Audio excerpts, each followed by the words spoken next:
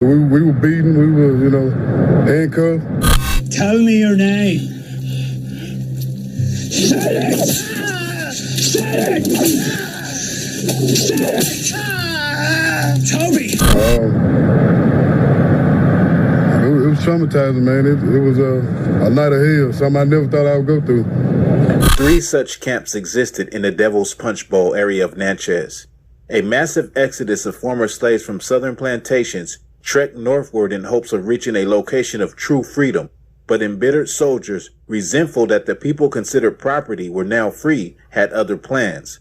He could have been like Tyree Nichols, or the long name of victims here of police abuse and police brutality.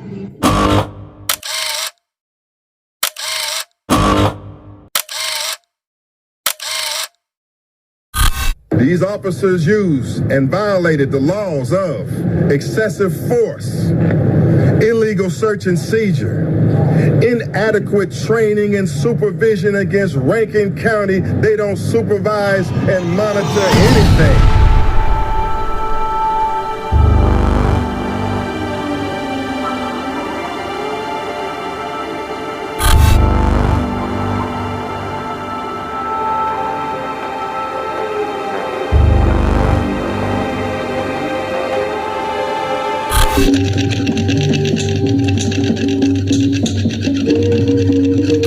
Michael Corey Jenkins was shot in the mouth and handcuffed in Mississippi on January 25, 2023. We are back on the hamster wheel. Follow the Black City plan. Hold a town hall meeting. Demand the chief and authorities come for answers. Reject their staged press conference. Demand immediate firing of police officers involved. If the mayor doesn't perform to elect him, protesting does nothing. The press conference should be streamed to let the city, state, and nation know what the people say. Organized from the town hall meeting. This is not a drill. This is a blueprint to power.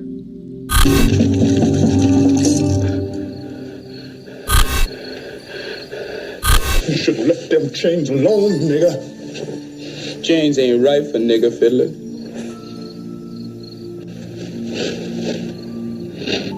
Researcher Paula Westbrook, who has extensively studied Devil's Punch Bowl, noted, when the slaves were released from the plantations during the occupation, they overran Natchez, and the population went from about 10,000 to 120,000 overnight.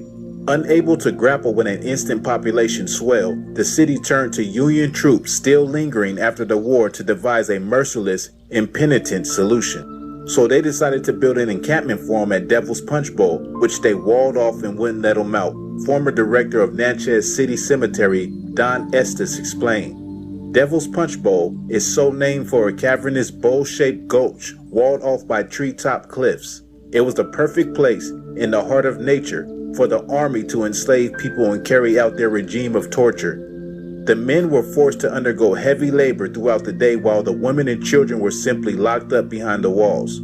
Every slave, man, woman, and child was starved and kept in the worst of hygiene conditions. The slaves died of torture by starvation and exhaustion. After the slaves were dead, the soldiers kept their bodies to rot inside the camps. They never cleared or buried the bodies. Instead, they provided inmates with shovels to bury their slave brothers and sisters inside the camp. They were told to bury them where they dropped. Such conditions, along with the camp's location and climate of the region, contributed to the outbreak of several diseases that infected and killed the slaves. One of the major diseases contributing to the fatality was smallpox. Estes said of the concentration camp prisoners, they were begging to get out. Turn me loose and I'll go home back to the plantation, anywhere but there. Locals say human skeletons occasionally wash free from the location in times of heavy rains and flooding. Wild peach trees now dot the basin where human beings who believed they finally won freedom from slavery were tortured and died, and these peach trees are believed to be fertilized by their bodies. Like so much about the history of the United States, sadistic acts perpetrated by officials acting on behalf of the government have been deceitfully downplayed to lessen shame and facilitate collective memory loss.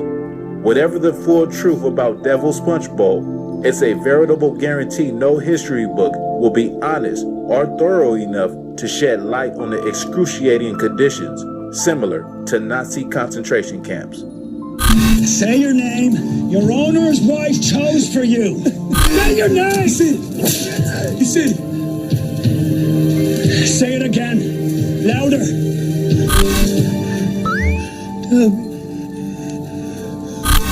Go home now.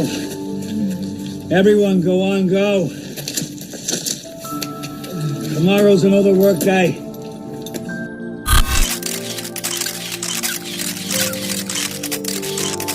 Michael Jenkins says a Rankin County deputy handcuffed and shot him in the mouth 3 weeks ago. He says he was discharged from UMMC yesterday. Jenkins and another man, Eddie Parker, say they were in Eddie's home in Braxton when 6 deputies entered without a warrant and abused them. Attorneys say Jenkins was charged with aggravated assault and possession of a controlled substance, and Parker was charged with disorderly conduct and possession of drug paraphernalia. Now they are calling for those charges to be dropped and for the deputies involved to face consequences. So we call, names, we would, talk to our wrong, but all because of color our skin. And Parker plan to file a civil rights complaint with the Rankin County Chancery Court in the morning. The Rankin County Sheriff said in a statement that any deputy or suspect found breaking the law during this incident will be held accountable. The Mississippi Bureau of Investigation has stepped in since it's an officer-involved shooting. What it like to be free African? Must be something special.